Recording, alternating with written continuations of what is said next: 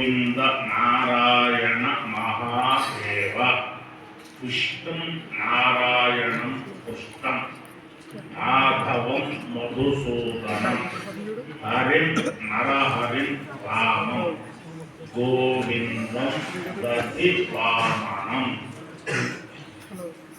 కళ్యాణాద్భుత గాత్రాయ కామితార్థప్రదాయనే శ్రీమద్వేంకటనాథాయ శ్రీనివాసాయ మంగళం. ఇవాళ నేను వ్యక్తిగతంగా ఏదో మా పెద్దల యొక్క అనుగ్రహంతో ఇవాళ ఎటువంటి పర్వదనం అంటే ఈ నర్మదా తీరంలో నర్మదా నదికి అవతల గట్టుని ఉండే అడవిలో సిద్ధులు యోగులు నివాసం చేస్తూ ఉంటారు. వారి దగ్గర పంచాంగం ఉండదు, ఏమీ ఉండదు. వారు 4-5 పర్వాలకు మాత్రం ఆ చెట్లలోంచి పుట్టలోంచి వచ్చి వాళ్ళు వాయుభక్షకులు వాళ్ళు ఆ నర్మదలో ఒకసారి స్నానం చేస్తారు, ఉడుకుంటారు, మళ్ళీ వెళ్ళిపోతారు. ఎప్పటికి కూడా అది మీరు ఎవరైనా సరే సోమావాస్య అమావాస్యతోటి కూడిన సోమవారం అది మహాపర్వదినం. అలాగే పుష్టాంగారక చతుర్దశి బహుళ చతుర్దశి మంగళవారం నాడు రావటం. ఇప్పుడు కూడా మన కుటుంబాల్లో పుష్టాంగారక చతుర్దశి నాడు తర్పణం చేయడం కూడా ఇది. ఆ రోజు భాను సప్తమి ఆదివారం సప్తముతో కూడి రావటం అవన్నీ మనకు అందరికీ తెలుస్తూ ఉంటాయి. తెలవని పర్వదినం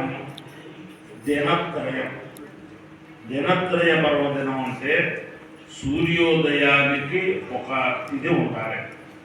తర్వాత రేపు సూర్యోదయం లోపల తిథి కలవాలి. ఇవాళ ఉదయానికి అష్టమి ఉంటే నవమి వచ్చింది. రేపు ఉదయానికి నవమి వెళ్ళిపోయి దశమి వస్తుంది సూర్యోదయం లోపల.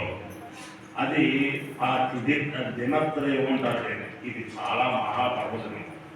ఆ రోజుని ధనుర్మాసంలో అనేక మంది లక్షల కోట్లు లక్ష్మీ గణపతి జపం చేసి ధారపోసిన చింతామణి గణపతి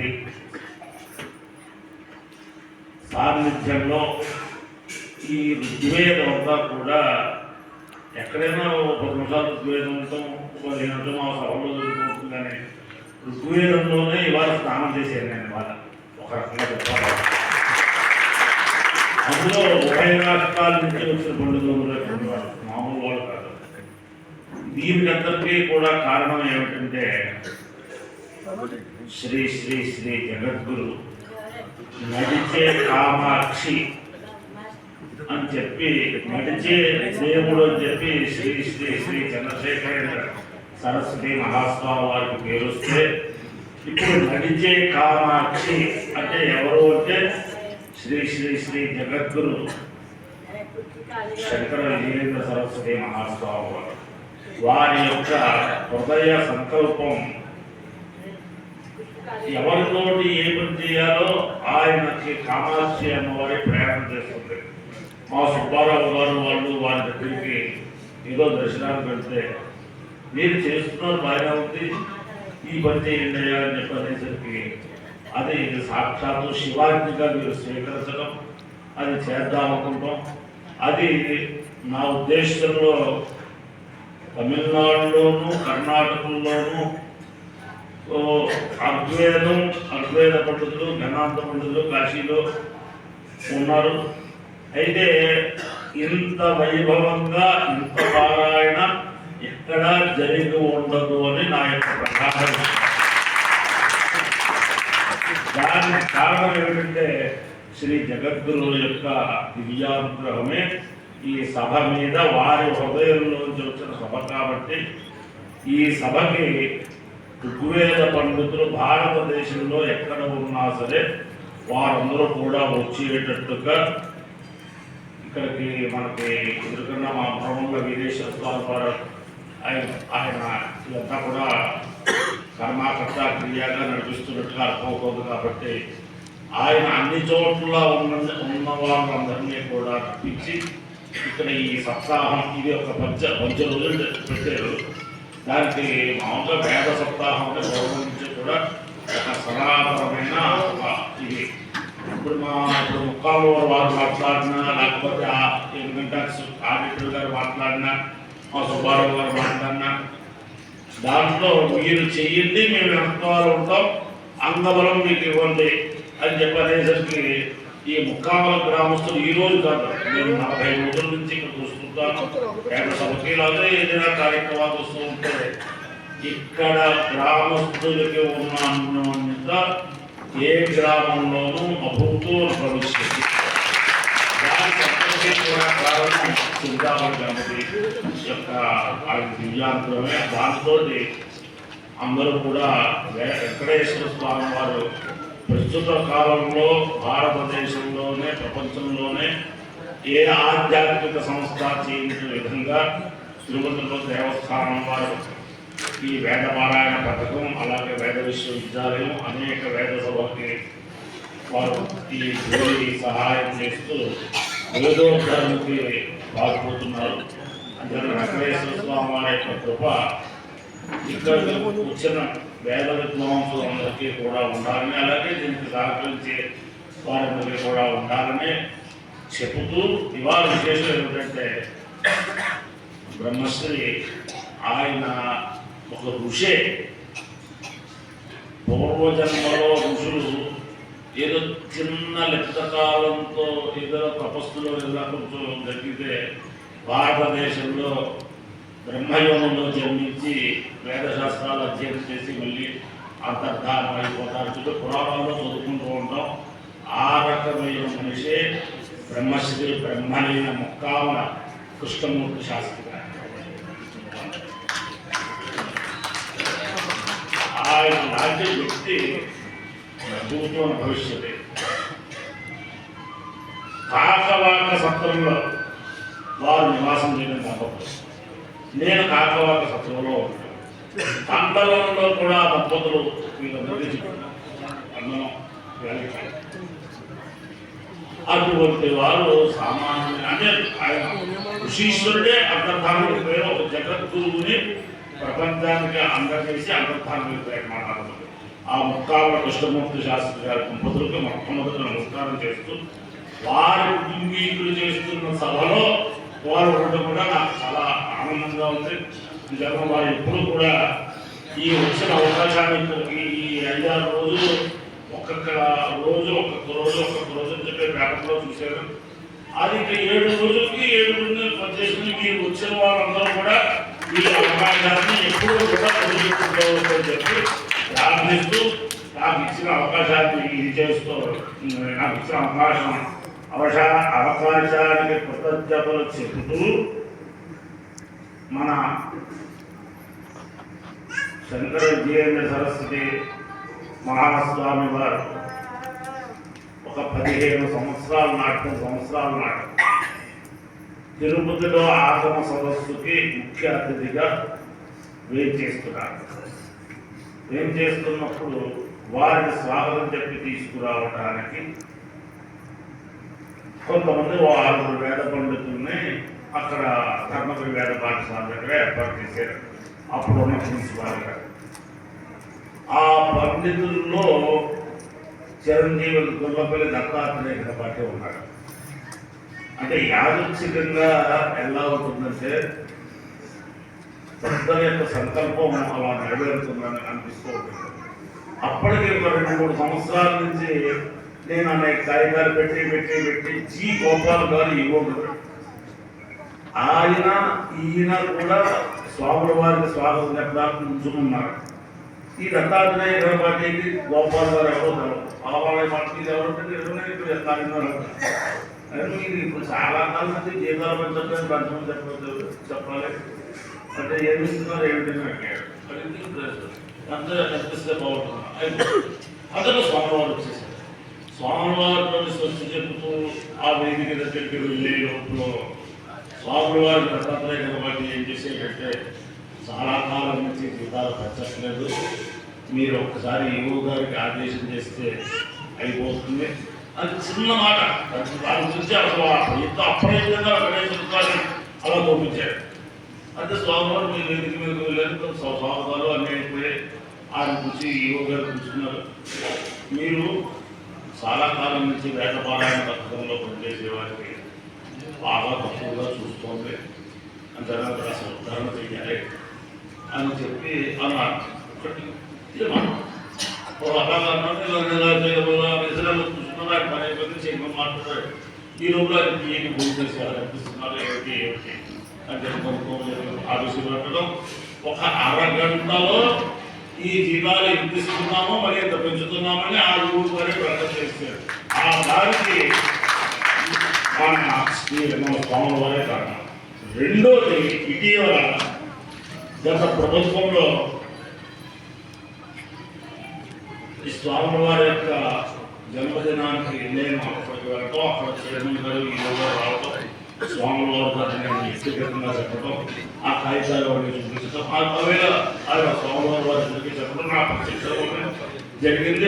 అది జీతాలు పెంపుదల, కొత్త పోస్టులు వేయటం, ఆ రెండు గురించి ఆయన చెప్పారు. వారు శాంక్షన్ చేశారు, జీతాలు పెంపుదల శాంక్షన్ చేశారు, కొత్త పోస్టులు కూడా శాంక్షన్ చేసేది కానీ అమలు చేయలేకపోయాడు. అలా తీసుకుపోయింది.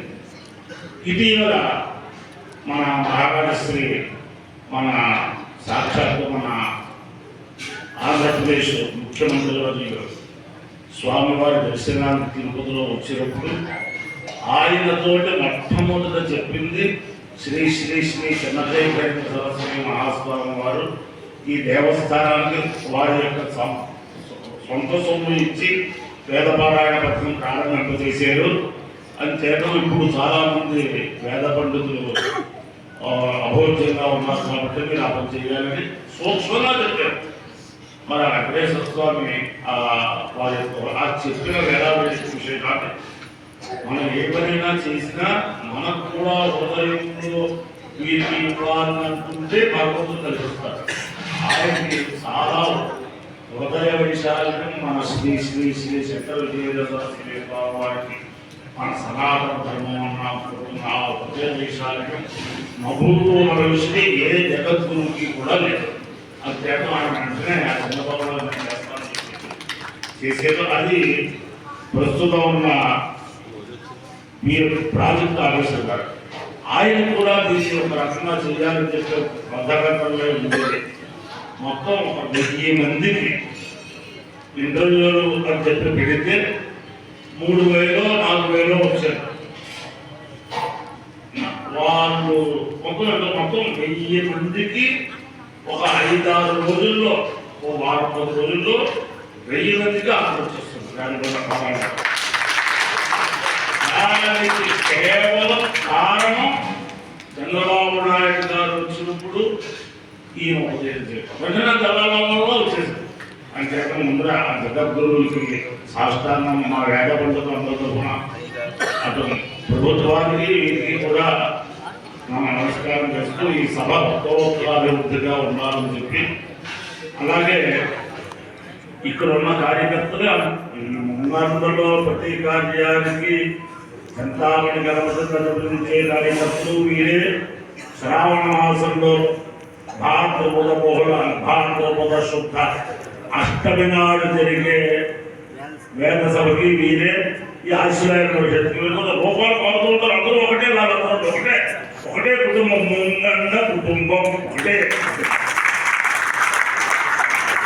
వారు ఆ ముంగండ సభ కూడా చాలా ప్రాచీనమైంది కాబట్టి అప్పటికి కూడా అప్లికేషన్ పెడితే అక్కడి నుంచి వారు దేవస్థానం వారికి ఆశ్రయ పరిషత్తు, అది లక్ష్మీ గణపతి వేదశాస్త్ర పరిషత్తు, ఆ రకంగా దాన్ని కూడా రావడానికి వ్యవహారం కాబట్టి వీరికి ఆర్టిస్టులు పుచ్చుకుని తిరుపతి దేవస్థానంలో గుర్తింపు పొందించగా చేసిన ఆ కార్యక్రమం సుబ్బారావు అప్పుడు కూడా తీస్తే దానికి కూడా అభివృద్ధి లేదా అభివృద్ధి అవుతుంది అని చేతనం అందరికీ కూడా వెంకటేశ్వర స్వామి యొక్క దివ్యానుగ్రహంతో లక్ష్మీ గణపతి యొక్క దివ్యానుగ్రహంతో ప్రత్యేకం మన శంకర విజయేంద్ర సరస్వతి స్వామి వారికి హృదయంలో ఈ ముంగండ అనే గ్రామం అంటే ఎంత ప్రేమో నేను చాలాసార్లు విన్నాను.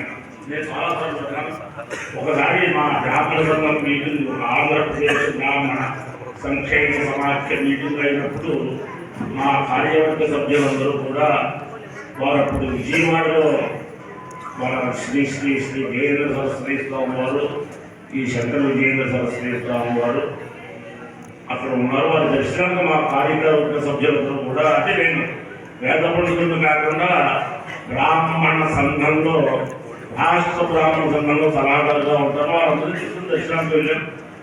విజయేంద్ర స్వామి వారితో మాట్లాడడం వారు ఏమో కొన్ని సూచనలు చేశారు సంఘానికి.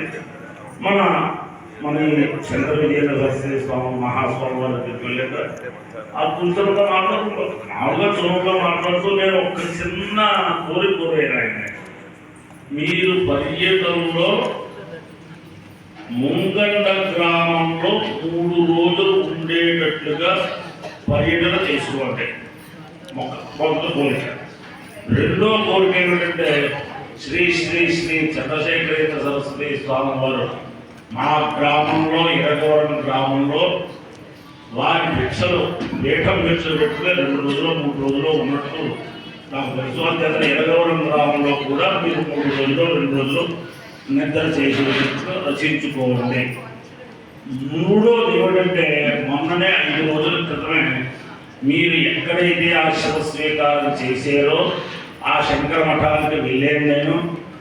అది మీరు ఆశ్రమ స్వీకారం చేసిన శంకర మఠంగా మాత్రం లేదు. అందుచేత ఆ శంకర మఠాన్ని మీ శంకర మఠాలను ఎలాగైతే స్కందగిరి అలాంటి వాటిని ఎలాగైతే మీరు చేస్తున్నారో ఇది కూడా మీరు దాని యొక్క చైతన్యపరచాలి. 3 కోరికలు కోరేనాయండి. దానికి అంటే ఇది చాలా కాలం అయింది. మొంగండలో 4 రోజులు 10 రోజులు ఉన్నారు, 3 రోజులు ఉన్నారు. ఎరగవరంలో 3 రోజులు ఉన్నారు.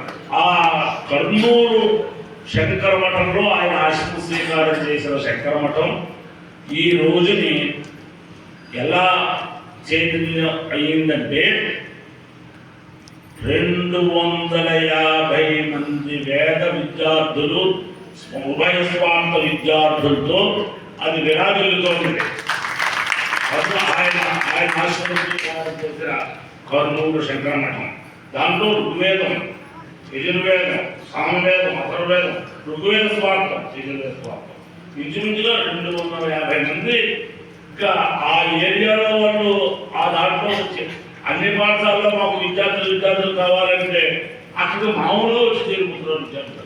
అది ఆ పాఠశాలలో ఉన్న వాళ్ళు ఎవరు నాకు కనిపిస్తలేదు. ఇక్కడ చూస్తున్నా ఆ పాఠశాలలో నాకు బాగా అనుభవం అన్నమాట. అది చేత వారి యొక్క హృదయం అటువంటిది కాబట్టి అంటే ఉదాహరణకు ఎందుకు చెప్పంటే వారు సంకల్పం చేస్తే అది నెరవేరుతూ ఉంటుంది కాబట్టి వారి హృదయంలో ఈ ఆశ్రయాయన పరిషత్తు అని చెప్పి ఆవిర్భవించింది కాబట్టి ఈ ఆశ్రయాయన పరిషత్తు ఉభయ రాష్ట్రంలోనే కాకుండా దేశంలోనే ఆదర్శవంతమైన ఆశ్రయాయన పరిషత్తుగా అభివృద్ధి చెందాలని చెప్పి మనసావాస నిర్వహిస్తున్నాం.